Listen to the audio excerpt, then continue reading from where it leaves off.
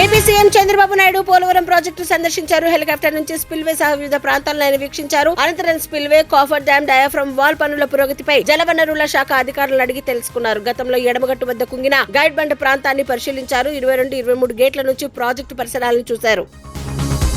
ప్రతిపక్షంలో ఉన్నప్పుడు కాంగ్రెస్ నేతలు గ్రూప్స్ పోస్టులు పెంచాలని అడిగారు. ఇప్పుడు పోస్టులు పెంచాలని అభ్యర్థులు కోరితే స్పందించట్లేదని మాజీ మంత్రి సిద్దిపేట బీఆర్ఎస్ ఎమ్మెల్యే హరీష్ రావు విమర్శించారు. గ్రూప్స్ లో పరీక్షలకు మధ్య వ్యవధి ఉండాలని అభ్యర్థులు కోరుతున్నారన్నారు. ప్రభుత్వాన్ని నిలదీయాలని మా వద్దకొచ్చి వినతి పత్రం ఇచ్చారని తెలిపారు. మెగా డిఎస్సీ కింద 25,000 ఉద్యోగాలు ఇస్తామని 11,000తో సరిపెట్టుకున్నారన్నారు. హామీ మేరకు 25,000 టీచర్ పోస్టులు భర్తీ చేయాలని డిమాండ్ చేశారు.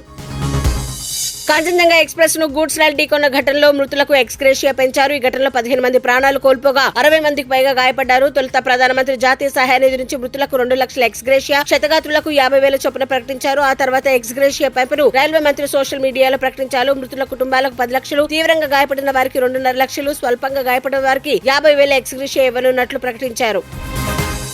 ఇండియాలో ఈవీఎంలు బ్యాన్ చేయాలని సిపిఐ జాతీయ కార్యదర్శి నారాయణ అన్నారు. ఈవీఎంల గురించి చర్చించాల్సిన అవసరం ఉందని, అనేక దేశాల్లో ఈవీఎంలతో కాకుండా బ్యాలెట్ ద్వారా ఎన్నికలు జరుగుతున్నాయని తెలిపారు. అమెరికా, జపాన్ వంటి దేశాలు ఈవీఎంలను బ్యాన్ చేశాయని ఇండియాలో ఎందుకు బ్యాన్ చేయడం లేదని ప్రశ్నించారు. ప్రజాస్వామ్యవాదులంతా ఏకం కావాలని సూచించారు. లా అండ్ ఆర్డర్ విషయంలో ఎవరు తప్పు చేసినా వదిలే ప్రసక్తే లేదని హెచ్చరించారు AP home minister Vangalapudi Anitha. ఇప్పటికీ కొంతమంది పోలీసు అధికారుల్లో వైసీపీ రక్తం ప్రవహిస్తున్నట్లుగా వ్యవహరిస్తున్నారని మండిపడ్డారు. మీకు ఇంకా జగన్మోహన్ రెడ్డిపై ప్రేమ ఉంటే ఉద్యోగానికి రాజీనామాలు చేసి పార్టీ కోసం పనిచేసుకోండి అంటూ సలహా ఇచ్చారు.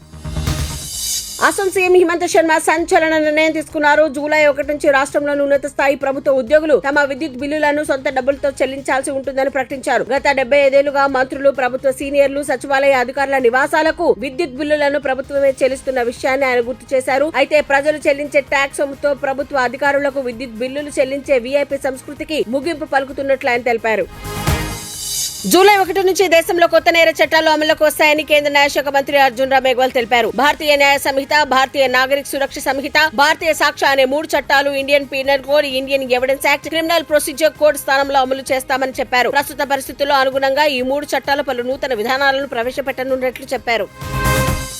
దేశంలోని ప్రముఖ ఐటీ సంస్థ టాటా కన్సల్టెన్సీకి అమెరికా కోర్టు కోట్ల రూపాయల మేర భారీ జరిమానా విధించింది. అమెరికన్ ఐటీ సేవల సంస్థ DXC వాణిజ్య రహస్యాన్ని దుర్వినియోగం చేసినందుకు TCS పై అమెరికన్ కోర్టు $194 మిలియన్ అంటే భారత కరెన్సీలో 1,620 కోట్ల రూపాయల జరిమానా విధించింది.